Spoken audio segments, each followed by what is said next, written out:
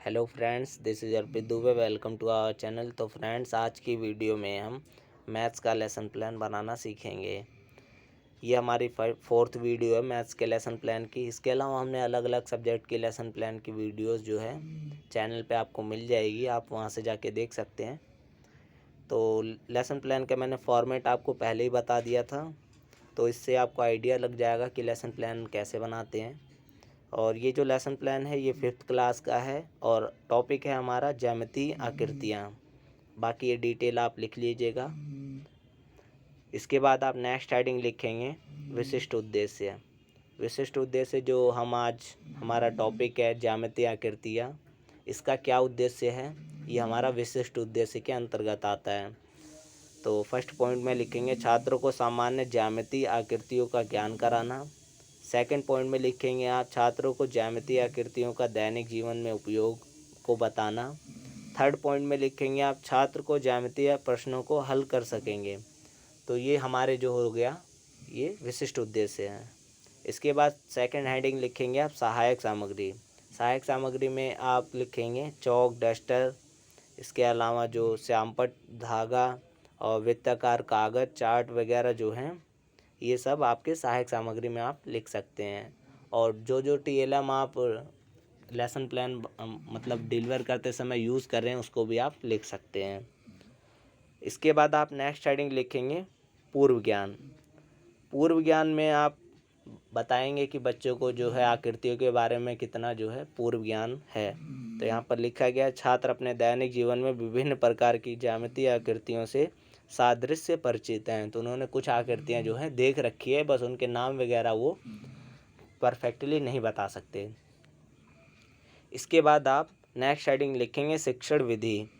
तो मैथ्स को पढ़ाते समय आप कौन कौन सी मेथड यूज़ करेंगे उसको आप लिखेंगे। जैसे यहाँ पर व्याख्यान विधि, स्पष्टीकरण विधि, इसके अलावा प्रश्नोत्तर विधि, ये सब जो हैं मेथड आप यूज़ करेंगे। इसके बाद आप नेक्स्ट हेडिंग लिखेंगे प्रस्तावना प्रश्न।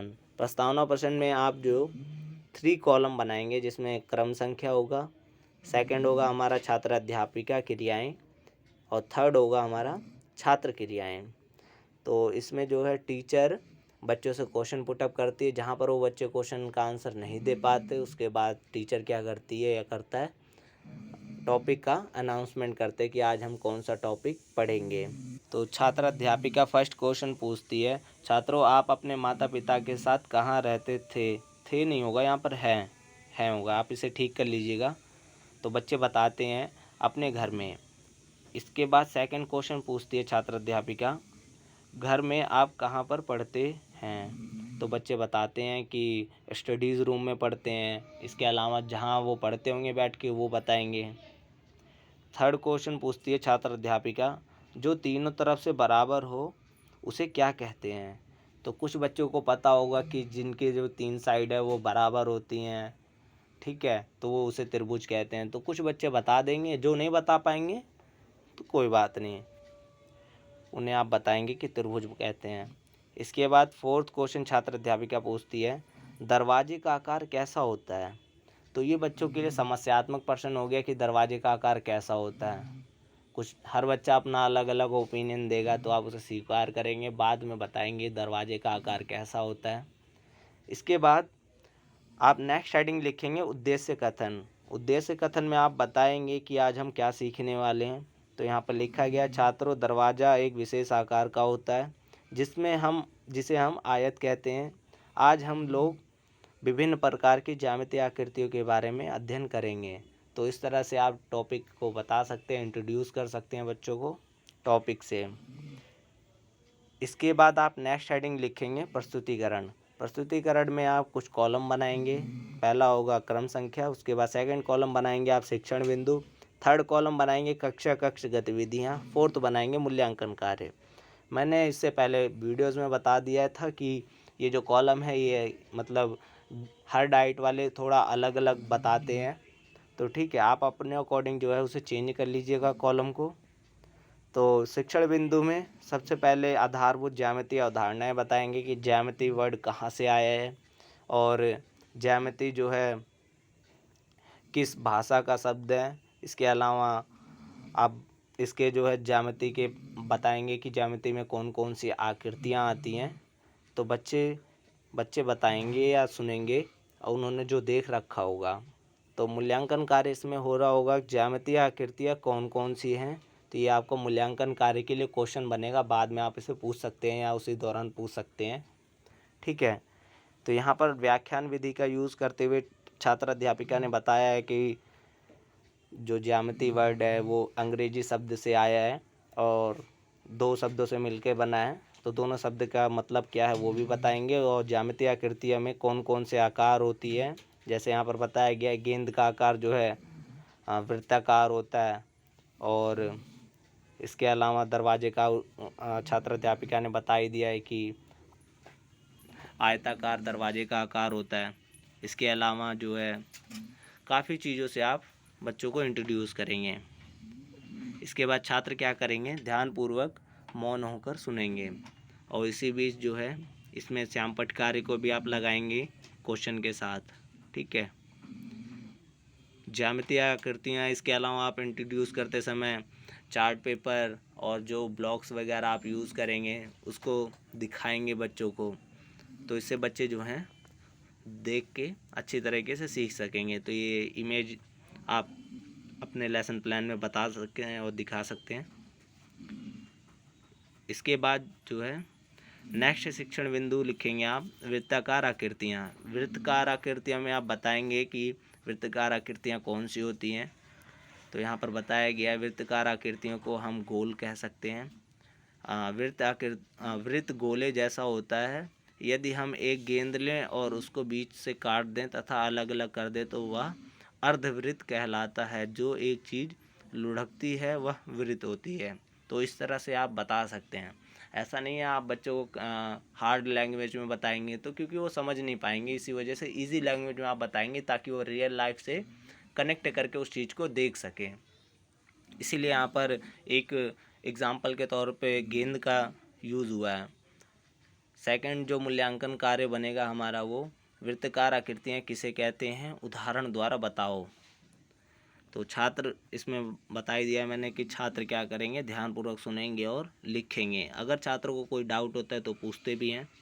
इसके अलावा श्यामपट्ट कार्य में आप चित्र वगैरह बना के बच्चों को बताएंगे कि कौन कौन सी आकृतियाँ कैसी होती हैं, क्या कहते हैं किसे।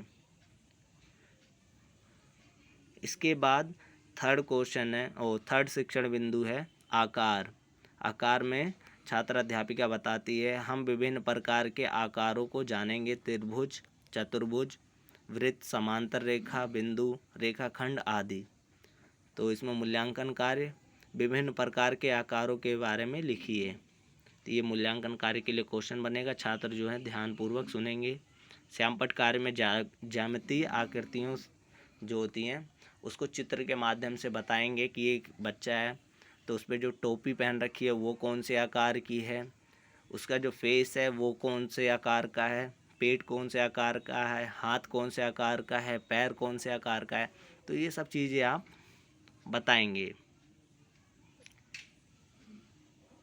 इसके बाद यहाँ पर ये आपका लेसन प्लान ख़त्म होता हुआ है। इसके बाद पुनरावृत्ति प्रश्न करेंगे जिसमें कुछ क्वेश्चन पुटअप करेंगे बच्चों से, बच्चे जो है उसका जवाब देंगे। तो फर्स्ट क्वेश्चन यहाँ पर पूछा गया है गेंद का आकार कैसा होता है, तो बच्चे बताएंगे। इसके बाद सेकंड क्वेश्चन पूछा गया है बिंदु किसे कहते हैं। थर्ड क्वेश्चन में यहाँ पर पूछा गया है त्रिभुज के कितने रेखाखंडों से घिरा होता है। तो अब बच्चों को पता चल गया है कि जो जिनकी 3 भुजाएं बराबर होती हैं वो त्रिभुज होता है। इसके बाद फोर्थ क्वेश्चन यहाँ पर रेखा किसे कहते हैं, ये क्वेश्चन भी आप पूछेंगे। इसके बाद लास्ट में क्या करना है, आपको बच्चों को गृह कार्य देना है यानी होमवर्क देना है। होमवर्क में आप कुछ क्वेश्चन दे सकते हैं और इसके अलावा आप चित्र वगैरह भी दे सकते हैं कि गोले का चित्र बना के लाओ, त्रिभुज का बना के लाओ, आयत का बना के चित्र लेके आओ। तो ये सब चीज़ें आप होमवर्क में दे सकते हैं। और यहाँ पर बच्चों को होमवर्क के रूप में दिया गया है कि आप कागज़ की विभिन्न आकृतियों को काट कर लाएंगे। तो इससे क्या होगा, मोटर डेवलपमेंट भी बच्चों का अच्छा होगा। ठीक है, वो चीज़ों को मतलब किस तरह से डिज़ाइन से हम काट सकते हैं, कैंची पकड़ना वगैरह, ये सब बच्चे सीखेंगे। ये भी मैथमेटिकल टर्म है क्योंकि बच्चे जब पहले उसे बनाएंगे इसमें स्केल, पेंसिल इन सब का यूज़ करेंगे। इसके बाद सेकंड क्वेश्चन यहाँ पर दिया गया है, किस ज्यामितीय आकृति में प्रारंभिक बिंदु का ज्ञान भिन्न होता है परंतु अंतिम बिंदु का नहीं। तो इस तरह से आप कुछ हार्ड क्वेश्चन भी बताएंगे जिससे बच्चे क्या करेंगे, घर पे जाके उसका आंसर ढूंढने की कोशिश करेंगे और आसपास से कोई अगर उनके माता पिता या बहन भाई हैं बड़े तो उनसे पूछेंगे। तो अगर मान लीजिए आप उन्हें नहीं पता लगता तो बच्चे जब आएंगे तो उन्हें आप समझाएंगे कि इसके आंसर क्या होते हैं।